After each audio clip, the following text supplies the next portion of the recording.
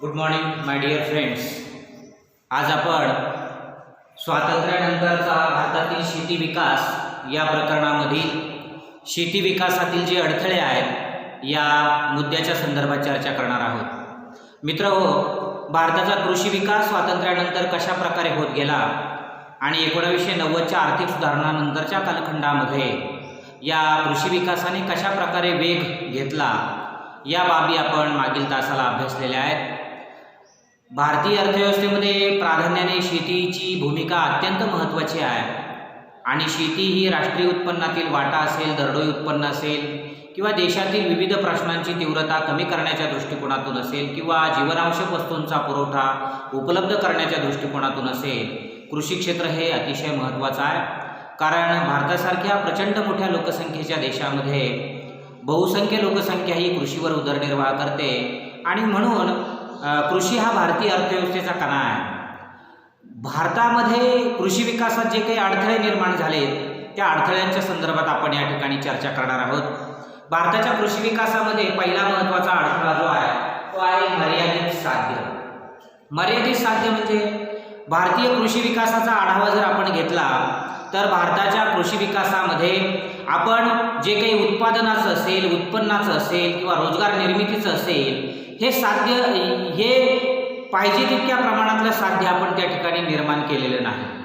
म्हणजे भारतात पंचवार्षिक योजना 1951ला सुरू झाल्या आणि आज 12वी पंचवार्षिक योजना सध्या देशामध्ये कार्यरत आहे. सर्व पंचवार्षिक योजनांचा जर आपण आढावा घेतला तर पहिलीच पंचवार्षिक योजना फक्त कृषी विकासासाठी होती. नंतरच्या योजनांमध्ये कृषीवर खर्च करण्यात आला पण पाहिजे तितक्या प्रमाणात आपण कृषीवर त्या ठिकाणी खर्च करू शकलो नाही आणि म्हणून मर्यादित साध्य हे भारताच्या कृषी विकासातला एक प्रमुख अडथळा आहे. कारण उपलब्ध लोकसंख्येच्या ज्या काही गरजा आहेत त्या गरजा भागवण्याच्या दृष्टिकोनातून त्या ठिकाणी कृषीची भूमिका अत्यंत महत्त्वाची असते आणि म्हणून कृषी क्षेत्रात वापरले जाणारे सर्व प्रकारची जी काही साधनं आहेत ती साधनं त्या ठिकाणी कार्यक्षम रीतीनं वापरणं आवश्यक असतं. मग नैसर्गिक संसाधनांचा होणारा वापर असेल किंवा मनुष्यबळाचा त्या ठिकाणी केला जाणारा वापर असेल यांचा वापर त्या ठिकाणी मर्यादित स्वरूपाचा आहे आणि मर्यादित वापरामुळे त्या ठिकाणी उत्पादन कमी होतं, उत्पन्न कमी राहतं आणि त्याचा परिणाम त्या ठिकाणी विकासावर होत असतो. आणि म्हणून कृषी विकासातले जे काही अपयश आहेत या अपयशांकडे जर आपण गेलो तर भारतामध्ये हरित क्रांतीचा प्रयोग हा 1966मध्ये करण्यात आला. शेती क्षेत्रामध्ये अन्नधान्याच्या बाबत आमूलाग्र स्वरूपाचं परिवर्तन आपण हरित क्रांतीतून करू शकलो, परंतु वाढणाऱ्या लोकसंख्येची गरज लक्षात घेता या अन्नधान्याचं जे उत्पादन आहे ते उत्पादन त्या ठिकाणी मर्यादित आहे. म्हणजे पाहिजे तेवढ्या लोकसंख्येला पाहिजे तेवढ्या अन्नधान्याचा पुरवठा आपण कृषी क्षेत्रामधून निर्माण करण्याच्या दृष्टिकोनातून त्या ठिकाणी अपयशी ठरलो असं म्हणावं लागेल. कारण भारताच्या भौगोलिक क्षेत्राचा जर आपण विचार केला तर भारताचं भौगोलिक क्षेत्र हे व्यापक आहे आणि या भौगोलिक क्षेत्रामध्ये जी काही संसाधनं उपलब्ध होतात त्या संसाधनांचा जो वापर आहे तो त्या ठिकाणी मर्यादित स्वरूपाचा आहे, कार्यक्षम स्वरूपाचा वापर नाही. आणि म्हणून वेगवेगळ्या तंत्रज्ञानाचा वापर असेल किंवा वेगवेगळ्या आधुनिक स्वरूपाच्या तंत्रज्ञानाचा वापर असेल याचाही वापर त्या ठिकाणी कमी केला जातो आणि आजही पारंपरिक स्वरूपाच्या साधनांचा वापर करून आपण कृषी उत्पादन घेतो आणि म्हणून मर्यादित साध्य आपण त्या ठिकाणी योग्य ते साध्य आपण त्या ठिकाणी निर्माण करू शकलो नाही. उत्पादनावर त्या ठिकाणी मर्यादा राहिल्या आणि म्हणून मर्यादित साध्य हे भारताच्या कृषी विकासातला एक प्रमुख अडथळा आहे. का ज्या कृषी क्षेत्रातून आपण आपल्या लोकसंख्येच्या गरजा पूर्ण करणं असेल किंवा लोकांना वेगवेगळ्या स्वरूपाच्या वस्तू उपलब्ध करून देणं असेल, त्या कमी किमतीमध्ये उपलब्ध करून देणं असेल या बाबी आपण त्या ठिकाणी करू शकलो नाही. कारण कृषीबद्दलची शासनाची जी काही धोरणं आहेत ती धोरणं असतील आणि कृषीसाठी शासनाने उपलब्ध करून दिल्या गेलेल्या सुविधा असतील आणि भारतीय शेतीमध्ये केल्या गेलेल्या गुंतवणुकीचं प्रमाण कमी असेल या सगळ्या बाबी त्या ठिकाणी उत्पादन वाढवण्याच्या दृष्टिकोनातून त्या ठिकाणी प्रतिकूल ठरलेल्या आहे. त्याच्यामुळे उत्पादन फारसं त्या ठिकाणी वाढलं नाही आणि म्हणून मर्यादित साध्य हे भारताच्या कृषी विकासातला एक महत्त्वाचा अडथळा आहे. दुसरा जो मुद्दा आहे तो म्हणजे धारण क्षेत्राचा लहान आकार. भारतामध्ये जे लोकांकडे उपलब्ध जमीन आहे त्या जमिनीचं प्रमाण त्या ठिकाणी अतिशय कमी आहे. म्हणजे जवळजवळ भारतामध्ये 90% धारण क्षेत्राचा आकार हा 2 हेक्टरपेक्षा कमी आहे. म्हणजे 90% लोकांकडे 2 हेक्टरपेक्षा कमी क्षेत्र त्या ठिकाणी आहे. या कमी धारण क्षेत्राचा परिणाम त्या ठिकाणी काय होतो की याच्यामुळे आपल्याला या कमी कमीत कमी धारण क्षेत्रामध्ये जास्तीत जास्त त्या ठिकाणी उत्पादन घेता येत नाही, उत्पादनावर त्या ठिकाणी मर्यादा येतात आणि जास्तीत जास्त उत्पादन न घेतल्यामुळे त्या ठिकाणी आपल्याला बाजारपेठेचे अधिकाधिक लाभ मिळत नाही. आणि म्हणून धारण क्षेत्र लहान असणं, ज्या लहान धारण क्षेत्रामध्ये आपल्याला उत्पादकतेच्या दृष्टिकोनातून नवनवीन प्रयोग करणं अशक्य ठरतं. कृषी क्षेत्रातल्या संशोधनाचा त्या ठिकाणी वापर करून घेता येत नाही आणि कृषी क्षेत्रामध्ये त्या ठिकाणी जास्तीत जास्त गुंतवणुकी करायला त्या ठिकाणी शेतकरी तयार होत नाही. ह्या सगळ्या बाबी लहान धारण क्षेत्रामुळे निर्माण होणाऱ्या बाबी आहे. आणि म्हणून भारताच्या कृषी विकासातला हा एक महत्त्वपूर्ण अडथळा आहे की भारतामध्ये धारण क्षेत्राचा आकार ही अतिशय लहान आहे. 90% शेतकऱ्यांकडे 2 हेक्टरपेक्षा कमी धारण क्षेत्र आहे आणि ही अत्यंत महत्त्वाची त्या ठिकाणी शोकांतिका आहे, ज्याच्यामुळे शेतकऱ्याचं उत्पन्न त्या ठिकाणी घटलेलं आपल्याला पाहायला मिळतं. याच्यामुळे काय होतं की कमी धारण क्षेत्र असल्यामुळे जास्तीत जास्त उत्पादन घेता येत नाही, उत्पादन न घेतल्यामुळे त्या ठिकाणी शेतकऱ्याच्या नफ्याक्षमतेमध्ये वाढ होत नाही किंवा त्याला नफा अधिक मिळत नाही आणि नफा कमी राहिल्यामुळे त्याची बचत आणि गुंतवणूक त्या ठिकाणी कमी राहते आणि याचा संबंध परिणाम हा त्या ठिकाणी उत्पादनाच्या प्रक्रियेवर होत असतो. आणि म्हणून लहान धारण क्षेत्र हा भारतातील कृषी विकासातला एक महत्त्वाचा अडथळा आहे. पुढचा जो मुद्दा आहे तो म्हणजे शेतजमिनीचं विभाजन आणि तुकडीकरण. शेतजमिनीचं विभाजन आणि तुकडीकरण म्हणजे काय? भारतीय शेती ही वारसा हक्काप्रमाणे वेगवेगळ्या प्रकारच्या कुटुंब व्यवस्थेमध्ये विभागली गेलेली आहे. म्हणजे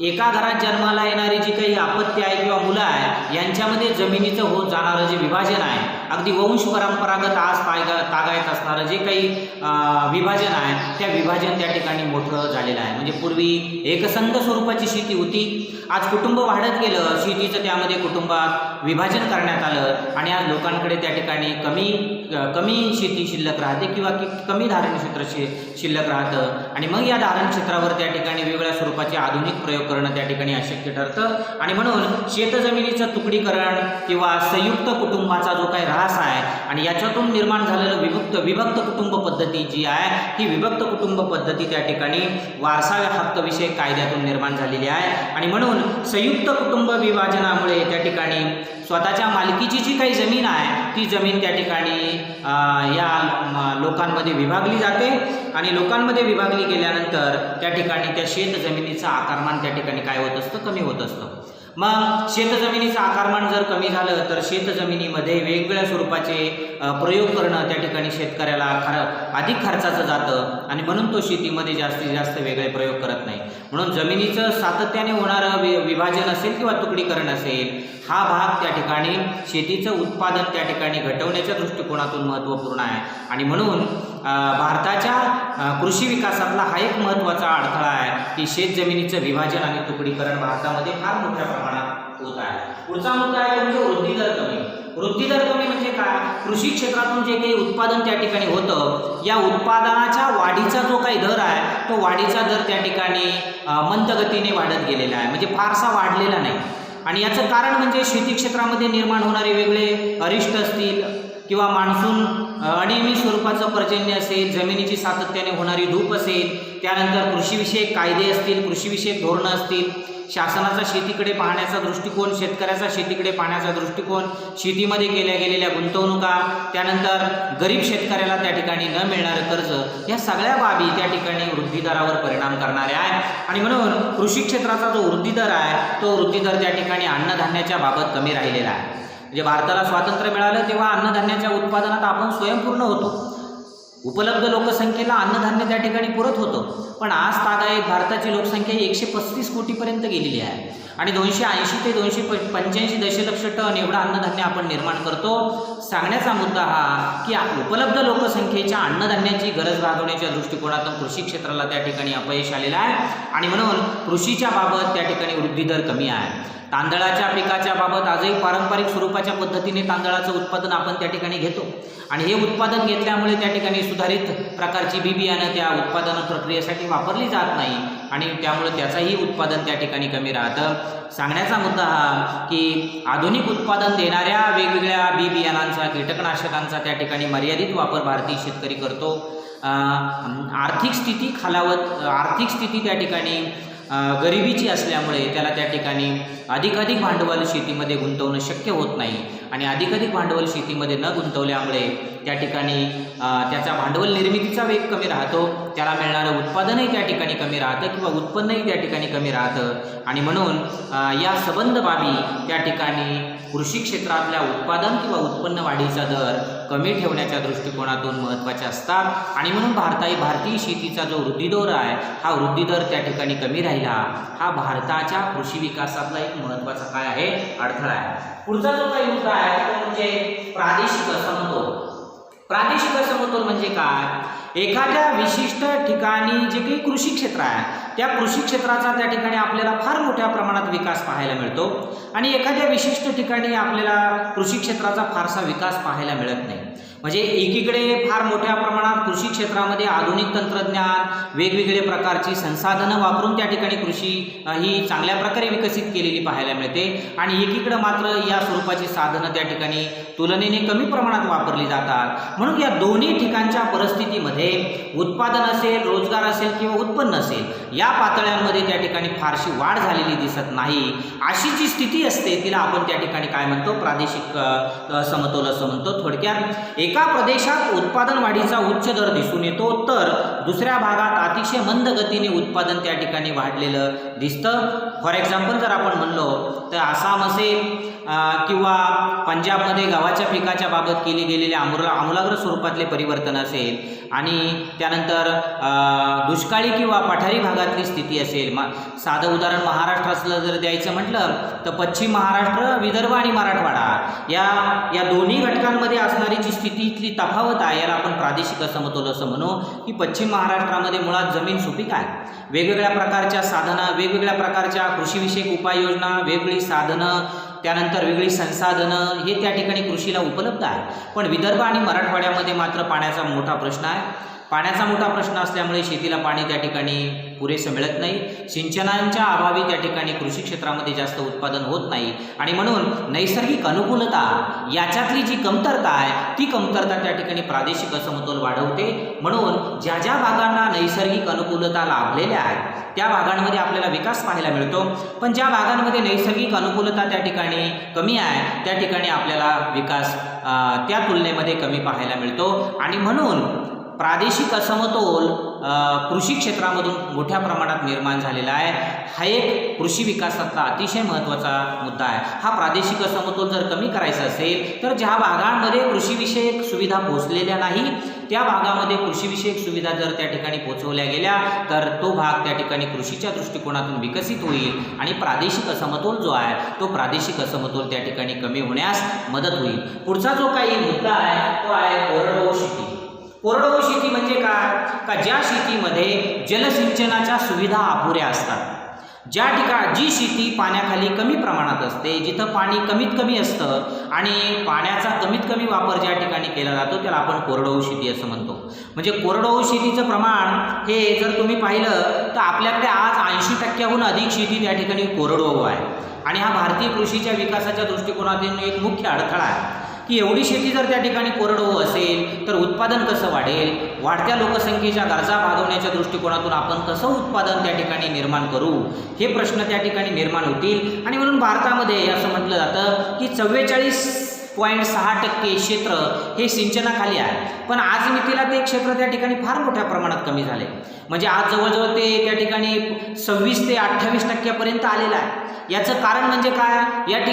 याचं कारण म्हणजे की अनियमित स्वरूपाचं पर्जन्य आहे आणि त्यानंतर लोकांची पाण्याची गरज त्या ठिकाणी वाढलेली आहे। वेगवेगळ्या बांधकाम क्षेत्रासाठी किंवा वेगवेगळ्या कारणांसाठी त्या ठिकाणी पाणी खर्च होतं आणि दुसरा महत्त्वाचा मुद्दा की काही भागांमध्ये धरणांच्या मोठमोठ्या सुविधा नाहीत आणि धरणांच्या मोठमोठ्या सुविधा नसल्यामुळे पाणी त्या ठिकाणी साठवून ठेवता येत नाही। जरी निसर्गाने त्या ठिकाणी मोठ्या प्रमाणात पाऊस दिला तरी तो पाऊस त्या ठिकाणी कुठं अडवण्याची सुविधा नसल्यामुळे ते पाणी अडवता येत नाही, जिरवता येत नाही आणि त्या पाण्याचा आपल्याला भविष्यकाळाच्या दृष्टिकोनातून त्या ठिकाणी वापर करता येत नाही। पण ज्या भागांमध्ये अशा प्रकारच्या पाणी सुविधेच्या सुविधा निर्माण झालेल्या आहेत त्या भागामध्ये पाणी साठवता येतं, तो भाग त्या ठिकाणी आपल्याला नैसर्गिकदृष्ट्या अत्यंत चांगल्या प्रकारे विकसित झालेला दिसतो, पण बाकीच्या भागांमध्ये मात्र ती परिस्थिती आपल्याला पाहायला मिळत नाही आणि म्हणून भारतामध्ये कोरडवाहू क्षेत्र म्हणजे जलसिंचनाच्या अपुऱ्या सुविधा असणारं जे क्षेत्र आहे ते त्या ठिकाणी मोठं आहे आणि याच्यामुळे आपल्याला कृषी क्षेत्रामध्ये जे व्यापारी पिकं आहेत जे व्यावसायिक पिकं आहेत की ज्या पिकांच्या माध्यमातून आपल्याला जास्तीत जास्त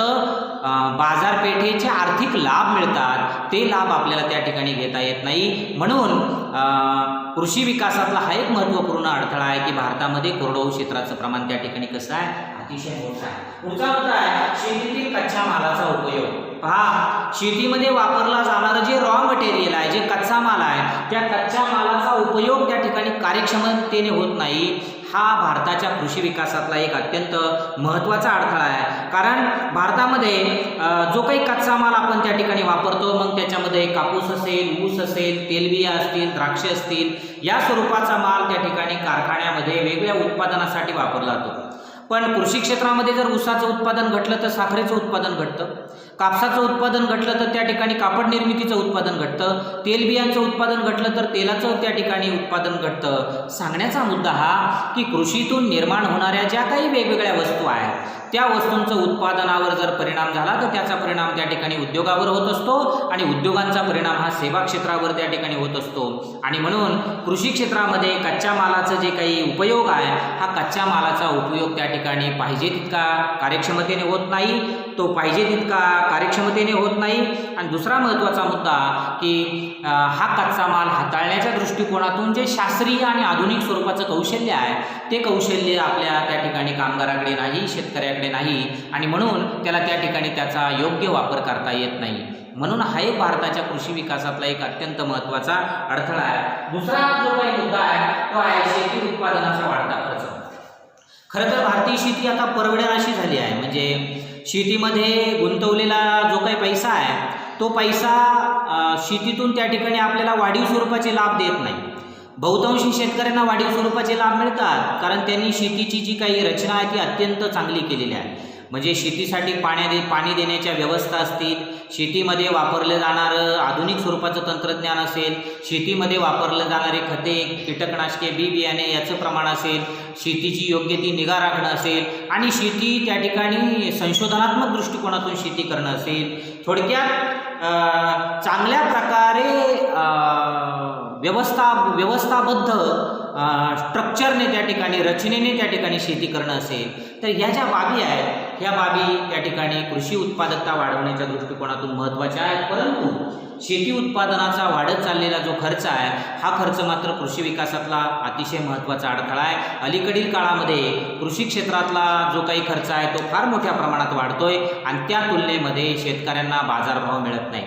कांद्याचं उत्पादन होतं, टोमॅटोचं उत्पादन होतं, वेगवेगळ्या फळाफुलांचं उत्पादन होतं, वेगवेगळ्या घटकांचं उत्पादन कृषी क्षेत्रातून होतं. पण या घटकांना बाजारपेठेमध्ये मिळणारा जो भाव आहे तो त्या ठिकाणी कमी राहतो. तो भाव कमी मिळाल्यामुळे मिळालेली किंमत आणि केलेला खर्च यांचं जे काही प्रमाण आहे ते विषम स्वरूपाचं असतं, यांचं प्रमाण व्यस्त स्वरूपाचं असतं आणि त्याचा परिणाम शेतकऱ्याच्या उत्पादन प्रक्रियेवर होतो. आणि म्हणून हा एक महत्त्वाचा मुद्दा आपल्याला सांगता येईल की शेती उत्पादनाचा वाढत जाणारा खर्च हा शेतकऱ्यांच्या उत्पादन वाढीच्या दृष्टिकोनातली जी मानसिकता आहे ती मानसिकता त्या ठिकाणी कमी करतो. पुढचा जो मुद्दा आहे तो म्हणजे शेतीत विकास निधीची कमतरता. म्हणजे शेती विकासासाठी जो काही विकास निधी त्या ठिकाणी उपलब्ध करून दिला जातो, त्या विकास निधीची त्या ठिकाणी कमतरता असते. म्हणजे शासन जो काही खर्च करतं तो खर्च त्या ठिकाणी अतिशय कमी आहे आणि तो अतिशय कमी असल्यामुळे त्याचा परिणाम हा देशाच्या विकासावर त्या ठिकाणी होत असतो. त्यामुळं शेती विकासातल्या गुंतवणुका कमी होतात, गुंतवणुकी कमी झाल्यामुळे उत्पादन कमी होतं, उत्पादन कमी झाल्यामुळे उत्पन्न कमी होतं आणि याचा परिणाम पुन्हा नवीन गुंतवणुकींचे प्रश्न निर्माण होतात. नवीन गुंतवणुकी करायला पैसा शिल्लक राहत नाही कारण आधीच्या गुंतवणुकीत आलेलं अपयश हे उद्याची नवीन गुंतवणूक भरून काढू शकत नाही. यामुळं विकास निधींची कमतरता हा भारताच्या कृषी विकासातला एक महत्त्वपूर्ण अडथळा आहे.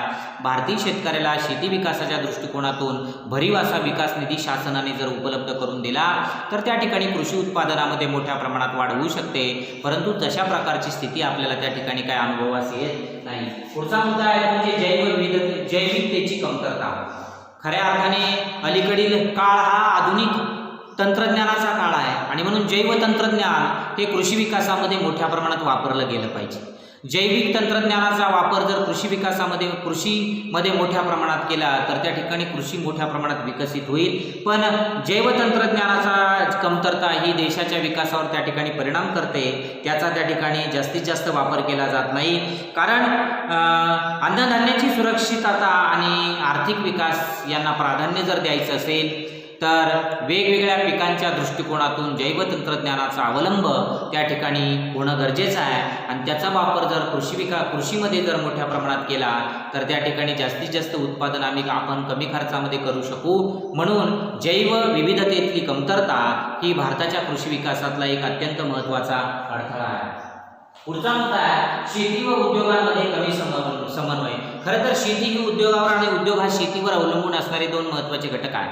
पण या दोन्हींमध्ये त्या ठिकाणी आपल्याला कमी समन्वय पाहायला मिळतो. कारण शेती उत्पादनातील नगदी पिके आणि अन्नधान्य यांचा जर विचार केला तर त्या ठिकाणी फार मोठी संख्यात्मक वाढ याच्यामध्ये आपण करू शकलो. परंतु या संख्यात्मक वाढीबरोबर सर्वच प्रकारचा कार्यक्षम माल त्या ठिकाणी उद्योगाकडे जात नाही आणि तेवढ्या प्रमाणात उद्योग त्या ठिकाणी त्याच्यापासून पक्क्या वस्तू निर्माण करत नाही. म्हणजे कृषी क्षेत्रातला माल जर त्या ठिकाणी कार्यक्षम असेल, दर्जेदार असेल तर त्याचा उपयोग हा त्या ठिकाणी उद्योगांना होईल. उद्योगातून चांगल्या प्रकारचं दर्जेदार उत्पादन होईल. पण ह्या दोन्हींमध्ये त्या ठिकाणी योग्य तो समन्वय आपल्याला पाहायला मिळत नाही. आणि म्हणून भारताच्या कृषी विकासातला हा एक अतिशय महत्त्वाचा अडथळा आहे. दुसरा महत्त्वाचा मुद्दा सिंचनाच्या अपुऱ्या सुविधा. सिंचनाच्या अपुऱ्या सुविधा म्हणजे शेती क्षेत्रासाठी वापरलं जाणारं जे काही जलसिंचनाच्या सुविधा आहे, वेगवेगळ्या सुविधा आहे. मग त्याच्यामध्ये ठिबक सिंचन आहे, तुषार सिंचन आहे. ही महागडी सिंचन प्रणाली आहे का सर्व शेतकऱ्यांना या तंत्रज्ञानाचा त्या ठिकाणी वापर करता येत नाही. काहींकडे हे तंत्रज्ञान खरेदी करण्यासाठी मुबलक भांडवल नसतं आणि म्हणून सर्व शेतकरी त्या ठिकाणी या आधुनिक स्वरूपाच्या जलसिंचनाच्या सुविधा वापरतीलच असं नाही आणि त्याचाही परिणाम त्या ठिकाणी उत्पादनावर होत असतो. भारतामध्ये असं म्हटलं जातं की 44 ते 45% शेतीला पाणी पुरवठा केला जातो. परंतु हे प्रमाण त्या ठिकाणी अतिशय नगण्य आहे. त्यामुळं उर्वरित जी काही शेती आहे जे 50-55% ती त्या ठिकाणी आपल्याला कोरडवाहू पाहायला मिळते आणि म्हणून कोरडवाहू शेतीचं प्रमाण जादा आणि सिंचनाधारित शेतीचं प्रमाण कमी या प्रकारचा एक विरोधाभास आपल्याला कृषी क्षेत्रामध्ये त्या ठिकाणी पाहायला मिळतो. आणि याचा परिणाम त्या ठिकाणी पाणी पुरवठ्याच्या ज्या सोयी आहेत त्या पाणी पुरवठ्याच्या सोयींवर होतो. त्यामुळे पाणी पुरवठ्याच्या सोयी कमी राहतात आणि कमी पाणी पुरवठ्याच्या सोयींमुळे त्या ठिकाणी कृषी क्षेत्रातून आपल्याला जास्तीत जास्त उत्पादन मिळत नाही. आणि म्हणून जलसिंचनाच्या अपुऱ्या सुविधा हा कृषी क्षेत्राच्या विकासातला अत्यंत महत्त्वाचा अडथळा आहे का जिथं जास्तीत जास्त पाण्याच्या सुविधा उपलब्ध होणं आवश्यक आहे. नाहीतर कृषी उत्पादन त्या ठिकाणी अधिकाधिक प्रमाणात घटेल. पुढचा जो काही मुद्दा आहे तो आहे शेतमाल विक्री व्यवस्थेतील दोष. भारताची विपणन व्यवस्था जी आहे ती त्या ठिकाणी दोषपूर्ण आहे. शेतमालाच्या विपणनामध्ये उत्पादन ते वितरण या दोन प्रक्रियेमध्ये येणारे जे काही वेगवेगळी माध्यमं आहेत ही खऱ्या अर्थाने विपणनाची फार मोठी प्रोसेस आहे. म्हणजे मालाची काढणी केल्यापासून तर माल अंतिम उपभोक्त्याच्या हातात पडेपर्यंत तो माल ज्या वेगवेगळ्या प्रक्रियातून जातो त्याला आपण कृषी विपणन असं म्हणत असतो. आणि म्हणून या कृषी विपणनामध्ये फार मोठ्या प्रमाणातले दोष आहेत.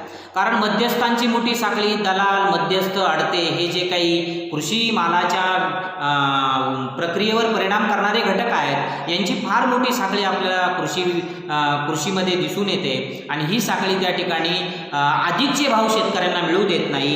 हा एक महत्त्वाचा मुद्दा आहे. दुसरा महत्त्वाचा मुद्दा आहे की हे दलाल, अडते किंवा ज्याला आपण मध्यस्थ म्हणतो हे शेतकऱ्यांची मोठ्या प्रमाणात आर्थिक पिळवणूक करतात, आर्थिक शोषण करतात, त्यांना त्या ठिकाणी फसवतात आणि म्हणून त्यांचं त्या ठिकाणी फार मोठ्या प्रमाणात आर्थिक नुकसान होत असतं. भारताच्या कृषी मालाच्या विक्री व्यवस्थेमध्ये भरपूर दोष आहे की बाजारविषयक माहितीचा अभाव शेतकऱ्यांपर्यंत वेळेत पोहोचत नाही. त्यानंतर दुसरा महत्त्वाचा मुद्दा की बाजारात होणारे जे गैरप्रकार आहेत त्या गैरप्रकारांना त्या ठिकाणी शेतकऱ्यांना नेहमी सामोरं जावं लागतं. मध्यस्थांची मोठी साखळी हाही प्रश्न आहे. किमतीमध्ये सातत्याने होणारे चढउतार आणि त्या चढउतारांचा शेतकऱ्यांच्या उत्पादनावर होणारा परिणामही त्या ठिकाणी विपरीत आहे. गोदामांच्या ज्या काही सुविधा आहेत ज्याला आपण साठवण ग्रहांची कमतरता असं म्हणतो ती मोठ्या प्रमाणात आपल्याला पाहायला मिळते. बहुसंख्य शेतकऱ्यांना आपला जो शेतमाल आहे तो कृषीतून निघाल्यानंतर तो योग्य त्या ठिकाणी व्यवस्थित शास्त्रीय पद्धतीने त्या ठिकाणी साठवून ठेवण्याची कोणतीही सुविधा नसते आणि तशी सुविधा नसल्यामुळे ज्या कालखंडामध्ये एखाद्या विशिष्ट पिकाला मागणी असते त्या कालखंडामध्ये त्याला शेतमाल विक्रीला आणता येत नाही. म्हणून जेव्हा शेतमालाचं उत्पादन होतं तेव्हा शेतमाल त्या ठिकाणी विक्रीला येतो.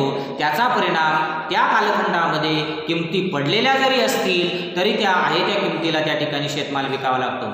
फार थोडे शेतकरी आहेत की ज्यांच्याकडे साठवणगृह आहेत, ज्यांच्याकडे साठवणुकीच्या सुविधा आहेत, ते शेतकरी तो माल त्या ठिकाणी साठवतात आणि बाजारामध्ये जेव्हा त्याला किंमत येईल त्यावेळेस तो माल त्या ठिकाणी विक्रीला आणला जातो आणि या विक्रीतून जास्तीत जास्त फायदे फार कमी शेतकऱ्यांना त्या ठिकाणी उपलब्ध होतात. पण बहुसंख्य शेतकऱ्यांना मात्र त्या ठिकाणी शेतमालाच्या विक्री व्यवस्थेतल्या दोषांना सामोरं जावं लागतं, ज्याचा परिणाम त्यांचं उत्पादन त्या ठिकाणी खालावतं, ज्याचा परिणाम त्यांच्या राहणीमानावर होतो आणि एकंदरीत याचा सर्वव्यापी परिणाम हा देशाच्या आर्थिक विकासावर होत असतो.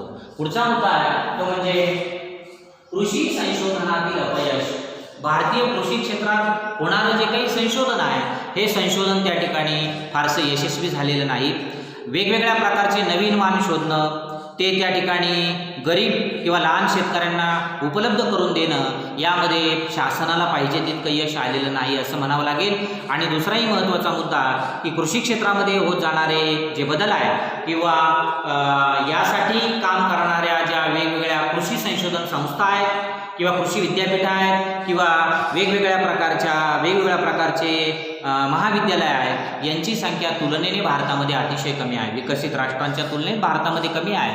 त्यामुळे कृषी संशोधन पाहिजे तितक्या प्रमाणात होत नाही. उपलब्ध लोकसंख्या, उपलब्ध शेतकऱ्यांची गरज आणि त्या ठिकाणी कृषी संशोधन याच्यामध्ये व्यस्त स्वरूपाचा संबंध आहे आणि म्हणून जास्तीत जास्त संशोधन हे लोकांपर्यंत, शेतकऱ्यांपर्यंत पोहोचत नाही, ज्याचा उपयोग शेतकरी त्या ठिकाणी करू शकत नाही. त्याचा परिणाम उत्पादन घटण्यावर होत असतो आणि म्हणून देशामध्ये जास्तीत जास्त संशोधन न झाल्यामुळे उत्पादन खर्च शेतकऱ्याचा त्या ठिकाणी वाढतो आणि उत्पादन खर्च वाढल्यामुळे त्या ठिकाणी वाढलेला उत्पादन खर्च आणि कमी उत्पादन या प्रकारच्या द्विधा मनस्थितीमध्ये भारतीय शेतकरी आपल्याला त्या ठिकाणी सापडलेला दिसतो.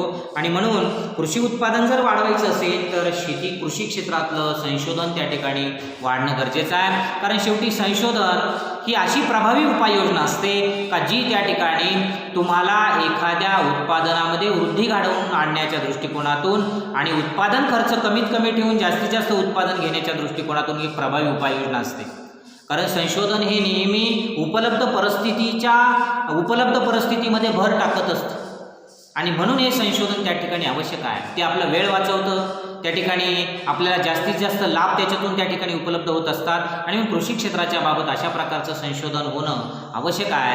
ते होतंय, परंतु त्याचं प्रमाण त्या ठिकाणी मर्यादित आहे. ते जर वाढलं तर शेतकऱ्यांना त्याचे लाभ त्या ठिकाणी मोठ्या प्रमाणात मिळू शकतात आणि म्हणून भारतीय कृषीच्या बाबत कृषी क्षेत्रात होणारं संशोधनातलं अपयश हा एक महत्त्वाचा मुद्दा अडथळा आहे. पुढचा मुद्दा अत्यंत महत्त्वाचा आहे म्हणजे वित्त पुरवठ्याची कमतरता. भारतीय शेतकरी हा मुळात गरीब आहे आणि वेगवेगळ्या बँकांकडून आकारल्या जाणाऱ्या कर्जावरला व्याजदर त्या ठिकाणी जास्त असतो आणि म्हणून बहुतांशी शेतकरी त्या ठिकाणी बँकांकडनं कर्ज घेत नाही. बरं, घेतलेलं कर्ज घेतलेल्या कर्जाची वेळेत परतफेड न केल्यामुळे बँका पुन्हा शेतकऱ्याला कर्ज द्यायला तयार होत नाही.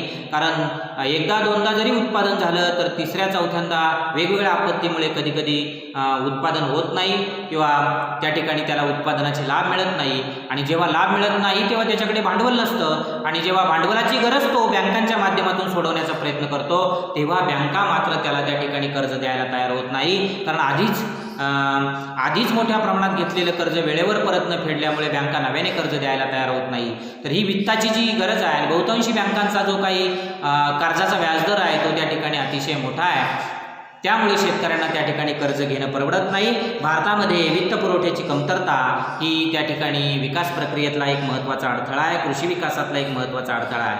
आणि कर्ज घेताना जी काही कागदपत्रांची प्रक्रिया आहे ती त्या ठिकाणी अत्यंत दीर्घ असते. टाळाटाळ, भ्रष्टाचार किंवा वेगवेगळी कारणं यामुळं त्या ठिकाणी शेतकऱ्याला वेळेवर कर्ज मिळत नाही. सातत्याने त्याला त्या कर्जाचा फॉलोअप घ्यावा लागतो किंवा सातत्याने पाठपुरावा करावा लागतो. पण पाठपुरवठा करून देखील त्याला त्या ठिकाणी वेळेवर कर्ज उपलब्ध होत नाही आणि म्हणून तो त्या ठिकाणी त्याला कर्ज मिळण्याच्या दृष्टिकोनातून त्या ठिकाणी विपरीत परिणाम निर्माण होतात किंवा त्या ठिकाणी त्याला कर्ज उपलब्ध होत नाही. म्हणून हा एक महत्त्वाचा भाग सांगितला जातो की भारतामध्ये वित्ताची कमतरता आहे, वित्त पुरवठ्याची कमतरता आहे आणि वित्त पुरवठ्याची कमतरता ही कृषी विकासाच्या दृष्टिकोनातून एक मुख्य अडथळा आहे. कारण भांडवलच उपलब्ध झालं नाही तर गुंतवणुकी घटतील आणि गुंतवणुकी जर घटल्या तर त्याचा परिणाम उत्पादन आणि उत्पन्नावर होईल आणि उत्पादन आणि उत्पन्न घटलं का त्या ठिकाणी हळूहळू शेतकऱ्याचा जो दैनंदिन राहणीमानाचा स्तर आहे तो त्या ठिकाणी खालावेल. आणि म्हणून वित्त पुरवठ्याची कमतरता कमी करण्यासाठी बँकांनी कमीत कमी व्याजदराने कर्ज उपलब्ध करून द्यावं. शासनाने या दृष्टिकोनातून प्रभावी उपाययोजना म्हणून शेतकऱ्यांना कमीत कमी व्याजदरामध्ये कर्ज जर उपलब्ध करून दिलं तर शेतकरी त्या ठिकाणी उत्पादन घेण्याच्या दृष्टिकोनातून प्रवृत्त होईल, त्याची कृषीबद्दलची मानसिकता बदलेल आणि उत्पादनाच्या मुख्य प्रवाहामध्ये तो त्या ठिकाणी येईल. पण त्या ठिकाणी शासनाने या प्रकारची उपाययोजना करणं आवश्यक आहे. पुढचा जो काही मुद्दा आहे तो आहे कर्जाचा वापर अनुत्पादक कारणासाठी. बऱ्याच वेळा बँका जे काही कर्ज देतात त्या कर्जाचा वापर भारतीय शेतकरी हा अनुत्पादक कारणासाठी करतो. लग्न समारंभ असेल किंवा दैनंदिन स्वरूपाचा खर्च असेल किंवा वेगळ्या स्वरूपाच्या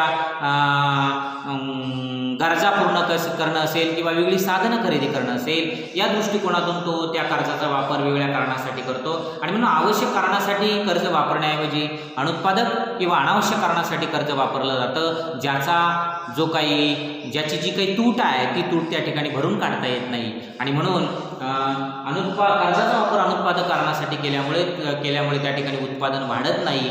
हा सुद्धा कृषी विकासातला एक महत्त्वपूर्ण अडथळा आहे. दुसरा महत्त्वाचा मुद्दा की वाहतूक आणि दळणवळणविषयक जी काही साधनं आहे त्यांची कमतरता आहे. बहुतांशी शेती ही ग्रामीण भागात आहे आणि ग्रामीण भागामध्ये वाहतूक आणि दळणवळणाच्या ज्या सुविधा आहेत त्या ठिकाणी विकसित झालेल्या नाही. त्याच्यामध्ये फार मोठ्या प्रमाणातल्या तफावती आपल्याला दिसून येतात. थोडक्यात मुद्दा रस्ते, वाहतूक, दळणवळणाच्या साधनांचा विकास न झाल्यामुळे स्थानिक बाजारपेठांमध्ये कृषी माल अगदी वेळेत आणणं त्या ठिकाणी सहज शक्य होत नाही. त्याच्यामध्ये अनेक अडथळे येतात आणि पर्यायाने आपल्याला त्या ठिकाणी चांगला भाव मिळत नाही. तर ही जी स्थिती आहे ही स्थिती त्या ठिकाणी कृषी विकासामध्ये अडथळा निर्माण करते. दुसरा महत्त्वाचा मुद्दा आहे की आजही शेतीमध्ये पारंपरिक स्वरूपाच्या साधनांचा वापर केला जातो. ती साधनं वापरल्यामुळे कृषीतून पाहिजे तितकं उत्पादन आपल्याला मिळत नाही. ही साधनं त्या ठिकाणी वापरणं आणि त्यातून जास्तीत जास्त उत्पादन घेणं हे त्या ठिकाणी कृषी विकासातलं एक अपयश आहे. आणि म्हणून आधुनिक स्वरूपाचं तंत्रज्ञान कृषी क्षेत्रात वापरणं, चांगल्यात चांगल्या दर्जाची साधनं कृषी क्षेत्रासाठी वापरणं अतिशय महत्त्वाचं आहे. पण ती स्थिती त्या ठिकाणी अनुभवास येत नाही. आणि आर्थिक स्थिती कमकुवत, भारतीय शेतकऱ्याची आर्थिक स्थिती ही सातत्याने कमकुवत आहे. कारण घरामध्ये अवलंबून असणाऱ्या लोकांचं प्रमाण जास्त आहे आणि कृषी क्षेत्रातलं उत्पन्न कमी, उत्पादन कमी, याच्यामुळे होणारा खर्च जास्त असतो आणि उत्पादन वाढीचा जो रेशो आहे तो त्या ठिकाणी कमी राहतो. ही द्विधा मनस्थिती त्या ठिकाणी शेतकऱ्याच्या आर्थिक स्थितीवर परिणाम करणारी आहे. आणि आर्थिक स्थिती कमकुवत असणं हे त्या ठिकाणी एक अत्यंत महत्त्वाचं लक्षण आहे की ज्याच्यामुळे उत्पन्न कमी राहतं, उत्पादन कमी राहतं आणि एकंदरीत तुमची जी काही मनस्थिती आहे किंवा जी तुमचा दृष्टिकोन आहे, आपण म्हणतो की शेतकऱ्यांचा दृष्टिकोन मागास आहे, तो मागास होण्याचं कारण की सातत्याने खालावत जाणारी आर्थिक स्थिती ही शेवटी तुमच्या दृष्टिकोनावर परिणाम करत असते. आणि भारताच्या विकासातले हे सर्व काय आहे अडथळे आहे की भारताच्या विकासातले हे सगळे अडथळे त्या ठिकाणी जर कमी करायचे असेल तर शासनाने कृषीला एक वेगळा पर्याय उपलब्ध करून देणं आवश्यक आहे. कृषी क्षेत्राच्या दृष्टिकोनातून जी काही कायदे केले जातात ते शेतकऱ्याच्या विकासाच्या दृष्टिकोनातून महत्त्वाचे असतील. हा एक विधायक स्वरूपाचा दृष्टिकोन शासनाने जर त्या ठिकाणी ठेवला तर कृषी विकासाला चांगले दिवस येतील आणि लोक पुन्हा एकदा कृषी क्षेत्राकडे वळतील, कृषीवर आधारित व्यवसाय वाढतील, कृषीवर आधारित प्रक्रिया उद्योग वाढतील आणि कृषी हा एक उद्योग होऊन जाईल का जो उद्योग भविष्य काळामध्ये वेगवेगळ्या देशांच्या गरजा पूर्ण करण्याच्या दृष्टिकोनातून महत्त्वपूर्ण ठरेल आणि भारतीय कृषीला पुन्हा एकदा त्या ठिकाणी चांगले दिवस येतील. आणि म्हणून शासनाने कृषी विकासासाठी चांगल्या प्रकारची धोरणं आणणं आवश्यक आहे असं मला वाटतं. आपण या ठिकाणी थांबणार आहोत. उद्याच्या तासाला ग्रामीण कर्जबाजारीपणाची कारणं आणि उपाय याच्यावर आपण त्या ठिकाणी सखोल मार्गदर्शन करणार आहोत. तोपर्यंत नमस्कार.